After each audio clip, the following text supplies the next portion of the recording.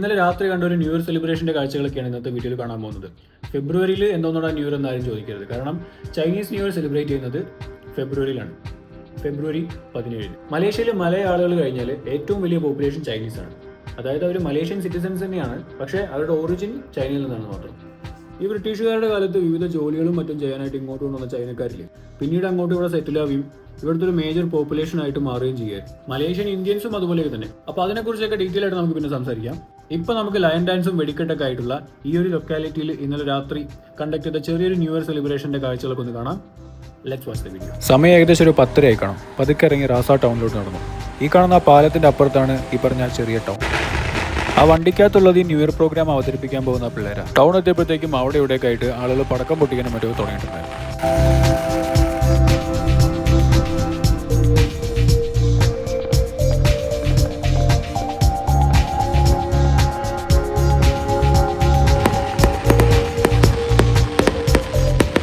ഇതാണ് ഇന്നത്തെ പരിപാടിയുടെ മെയിൻ സ്ഥലം. ഇവിടെയാണ് വെടിക്കെട്ടും കലാപരിപാടികളൊക്കെ നടക്കാൻ പോകുന്നത്.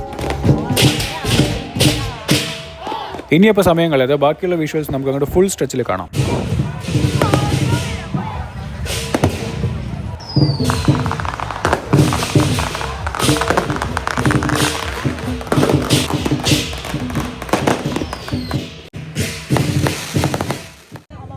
നമ്മൾ ഈ ലയൺ ഡാൻസ് എന്ന് പറയുമ്പോൾ സർക്കസിൽ സിംഹത്തെ കൊണ്ടുവന്നിട്ടുള്ള പോലത്തെ പരിപാടിയാണെന്ന് വിചാരിക്കും. ഇത് തെങ്കാശിപ്പട്ടണത്തിൽ സലിംകുമാറും ദിലീപും കൂടെ പശുവിൻ്റെ വേഷം കെട്ടി വരുന്ന ഒരു പരിപാടിയില്ലേ, അതുപോലെ.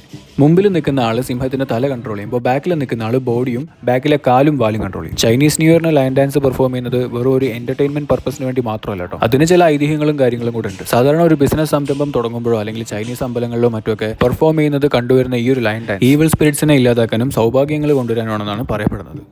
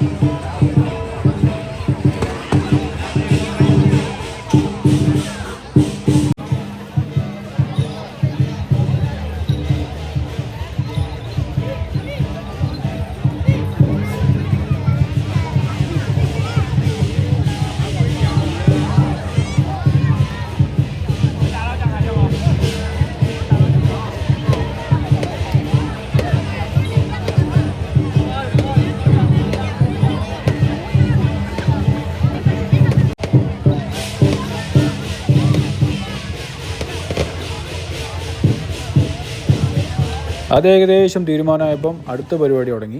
ഉള്ള മാലപ്പടക്കങ്ങളൊക്കെ വലിച്ചു വാരിയിട്ട് ഒറ്റ കത്തിക്കില്ല, അതിൻ്റെ പുറകെ വെടിക്കെട്ടും.